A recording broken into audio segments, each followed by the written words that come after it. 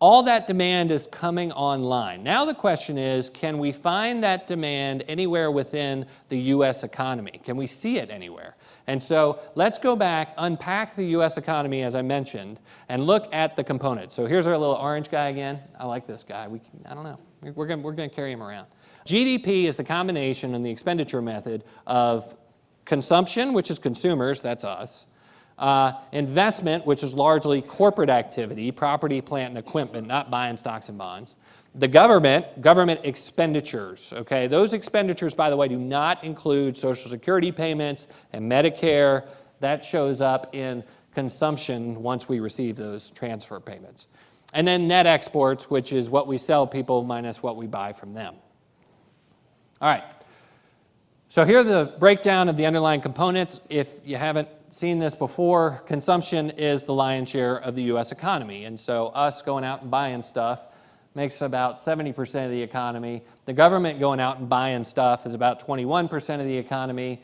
Companies building stuff is about 13% of the economy. And then net exports actually detract about 3.7% from the economy.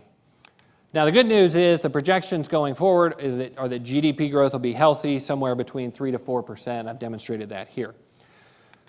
All right, let's break it apart by component. What's going on with the U.S. consumer? Well, as you know, because all of the Chicken Littles get on television and tell you that we're all unemployed and we're all over-indebted, and they reference where we are, and it's true, we've got a lot of unemployment in the United States of America. I don't want to make light of that. This number has been falling. The numbers this morning were good, and so we are at least heading the right direction. What's really interesting to me, and I could spend an hour on this chart, is how much time we spend on the debt to income ratio, which is comparing a stock number with a flow number, which is inadequate. What's also interesting about this is if you look at how much leverage we're really talking about here, you as households are levered 1.2 times to 1, okay?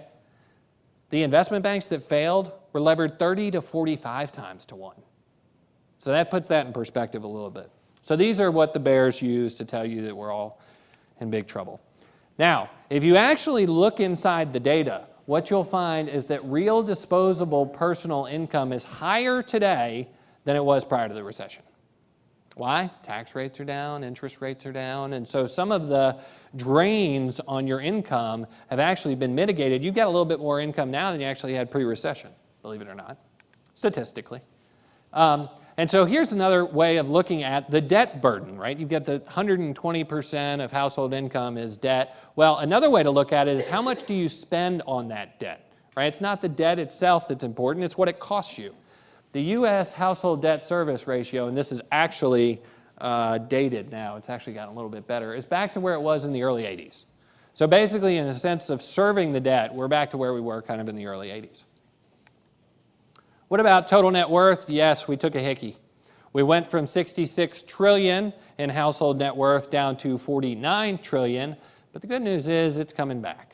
And so this number will tick higher. And so it's been painful and housing prices have come down, but we're basically back to where we were in 2005. Now the other thing is every time your net worth increases by $100, you spend $5 of that. So one of the reasons the Fed was so interested in propping up the stock market is that you'll spend some of that at Radio Shack. All right, now this is a line that I think is kind of interesting. This is household spending in blue versus household income, which I've just shown you, in green. And you can see they were pretty tight, and then we did get over-levered, specifically when credit got cheap down in 2005 and forward. But now where are we? Well, actually we're saving money, right? Which should be a drain. That's the understanding, is that we're de-levering, and therefore that's going to drain us. And yet, nonetheless, spending is still higher than it was pre-recession.